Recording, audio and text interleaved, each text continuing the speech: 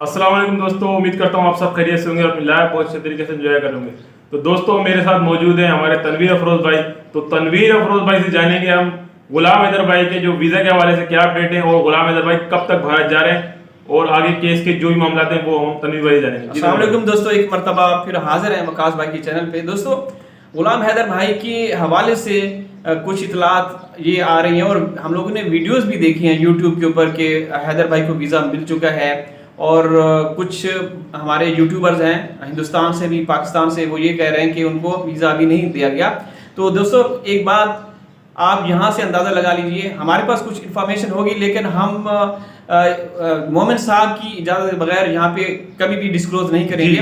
लेकिन ये आप लोगों को बता दूं कि हैदर भाई 100% हिंदुस्तान जाएंगे। जी इंशाल्लाह। और कब जाएंगे वो मोमिन साहब बताएंगे। हमारे पास भी कुछ इन्फॉर्मेशन है, लेकिन वीज़ा के हवाले से दोस्तों मैं यहाँ पे इतना बता दूं कि उनके जो भी प्रोसीजर है वो मुकम्मल हो चुका है। प्रोसीजर मुकम्मल होने के बाद जनाब मोमिन साहब नेपाल गए। और नेपाल क्यों गए वो आप लोग से हम लोग गुज़श्ता वीडियोस में शेयर कर चुके हैं। वहाँ पे जो एपी सिंह गुल खिलाता रहा या सीमा वहाँ पे जो रंगरलियाँ मनाते रहे, कभी पशुपतिनाथ मंदिर है, सॉरी हाँ पशुपतिनाथ, सॉरी अगर वो नाम मुश्किल है, तो उसके अंदर शादी रचाने का ढोंग रचाया गया। फिर ये कहा गया था कि वहाँ पे एक होटल विनायक है, वहाँ पे ये ठहरे। तो असल में उस होटल में कौन रुका, क्योंकि जो खबरें हमारे पास हैं होटल के जो मालिक है वो एक हिंदुस्तानी मालिक हैं और उनके एपी सिंह के साथ गहरे ताल्लुक वास्ते हैं और उनका आना जाना फार्म हाउस पे भी रहा और एपी सिंह के घर भी उनका आना जाना रहा। और ये भी इतलात हमारे पास आई, हम लोगों ने ये वीडियो भी ये बातें शेयर की कि जब इस केस को बड़ा उछाला गया, हाइप क्रिएट की गई, तो उसके बाद उस होटल को सील कर दिया गया, बंद कर दिया गया या अब नाम चेंज कर दिया गया। लेकिन नाम चेंज करने से एक रिपोर्ट सुनने में ये भी आई थी, यानी कि झूठी रिपोर्ट ही होगी यकीनी तौर पे, कि उस मालिक ने होटल बेच दिया। मेरे ख्याल से वो होटल बेचा नहीं गया होगा, उसका नाम चेंज कर दिया कि भाई मालिक चेंज हो गया। हाँ बिल्कुल ये लोग शातिर है।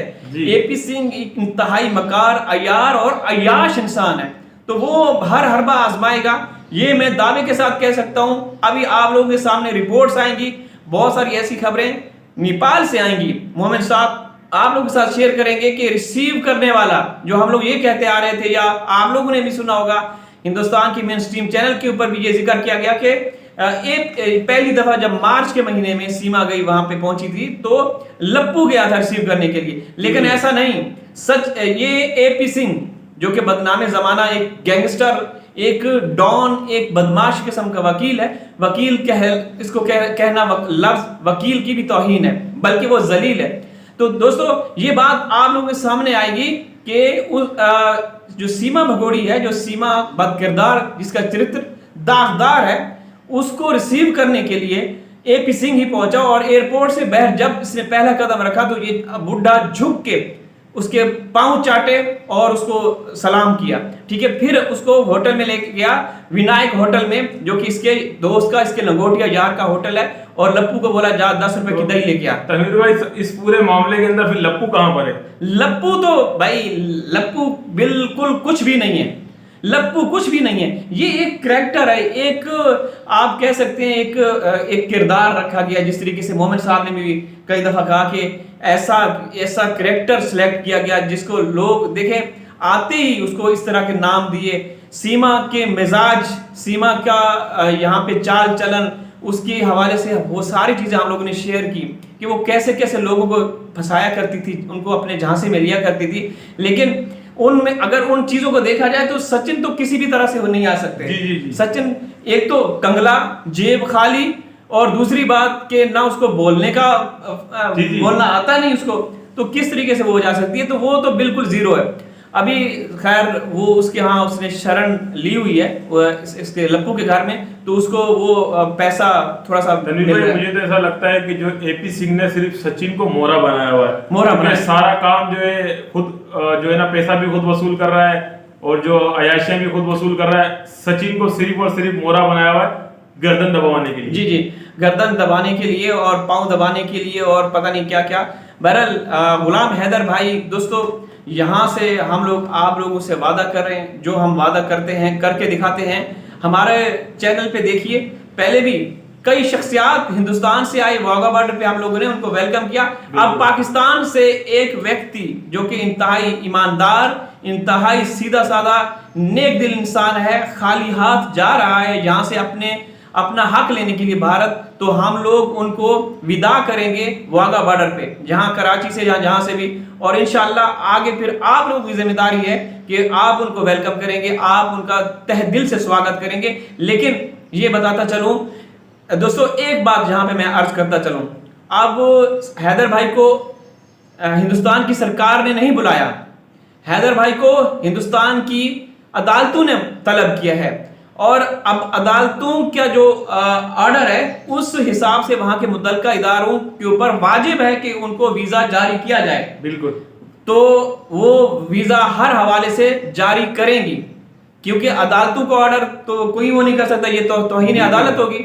तो अब अगर सपोज हमें कुछ पता है, हमें कुछ इंफॉर्मेशन है कि उनका सारा काम हो चुका है, अगर अल्लाह करे ये नौबत दिन आए बोलने की कि अगर ऐसा होता है कि वहां के मुतल्लिका इदारे ये कहते हैं कि भाई हम जारी नहीं कर सकते वीजा, तो फिर आप क्या कहेंगे? फिर तो तनवीर भाई, मैं तो ये उम्मीद करता हूँ कि ऐसा बिल्कुल नहीं होगा, क्योंकि देखें अदालतें जो होती हैं वो हुकूमत से भी मतलब उसका जो सिस्टम होता है थोड़ा अलग होता है, यानी कि जो अदालत आदेश जारी करती है वो हुकूमत को मानना भी लाजिम होता है। जी, तो हमें भी उम्मीद है, हम हिंदुस्तान की अदालतों का एहतराम करते हैं, हिंदुस्तानियों का एहतराम करते हैं, हिंदुस्तान का भी एहतराम करते हैं, कभी बुरा भला नहीं बोलते। लेकिन अगर इस तरह की क्योंकि चीज़ें निकल कर सामने आ रही हैं, एपी सिंह ने महफिल सजा दी, एपी सिंह ने धमकियां देना शुरू कर दी कि ये तो जैसा कि कोई इसके किसी और तंजीमों के साथ राब्ते हैं और ये आतंकवादी है, ये वो है, तो ये उसको शर्म आनी चाहिए, तुम्हारे देश में आ रहा है, चलो तूने उसकी बीवी पे कब्जा किया हुआ है तो उसके बच्चों की तो बात को छोड़ देना, वो अपने बच्चों का हक लेने के आ रहे। 140 करोड़ लोग एक साइड पे हैं, अभी भी ये कम ज़र्फ इंसान एक साइड पे है, जैसा कि निर्भया कांड के वक्त ये पूरा हिंदुस्तान एक साइड पे था, ये एक साइड पे था।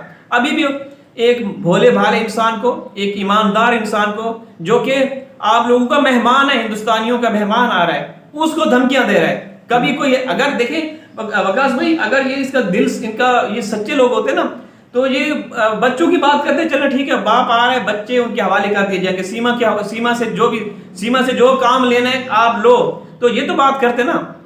तनवीर भाई, इस वकील का मुझे बिल्कुल समझ ही नहीं आता।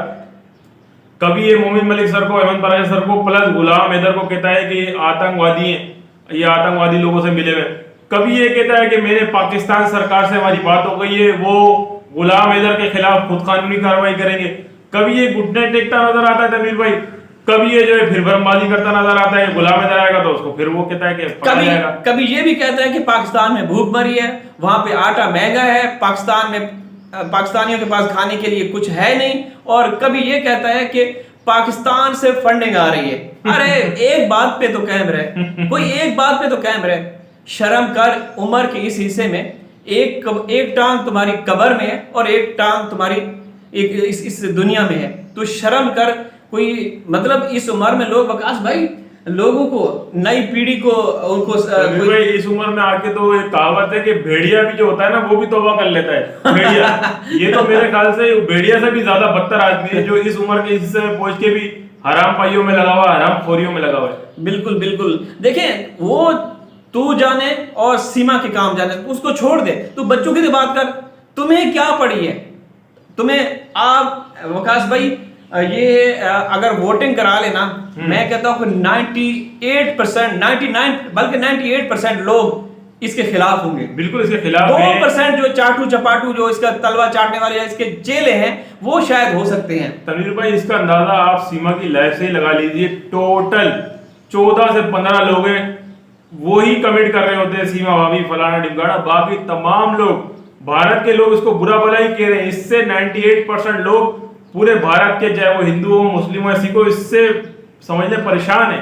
अरे वकास भाई, ये एक दरिंदा इंसान है जैसा कि आपने कहा कि भेड़िया भी आखिरी उम्र में ना तौबा कर देता है। पता नहीं, ये तो इसको तो ज़रा सोचना चाहिए, इसको ज़रा सोचना चाहिए। आप एपी सिंह, आप देशद्रोही हो, अपने हिंदुस्तान का मजाक बना रहे हो। एक इलीगल तरीके से आई हुई महिला के जरिए से आप अपने हिंदुस्तान के कवानीन की धज्जियां उड़ा रहे हो। शर्म करो, शर्म करो, शर्म भाई करो। इस वकील ने भारत की जो अदालत है उसकी तौहीन की, प्लस मुकला की तौहीन की, प्लस मैं कहता हूँ ये अपनी भारत की संस्कृति को बिल्कुल खराब कर रहा है। ये बिल्कुल। पता नहीं इंतहाई किस्म का घटिया जलील, जितना भी इसको बुरा भला कहा जाए, ये उससे भी कहीं आगे। बिल्कुल बिल्कुल, जितनी भी इसको लानते दें कम है। एपी सिंह, तेरी जिंदगी पे लानत, लाख दी लानत। इजाजत चाहते हैं, अल्लाह हाफिज। अल्लाह।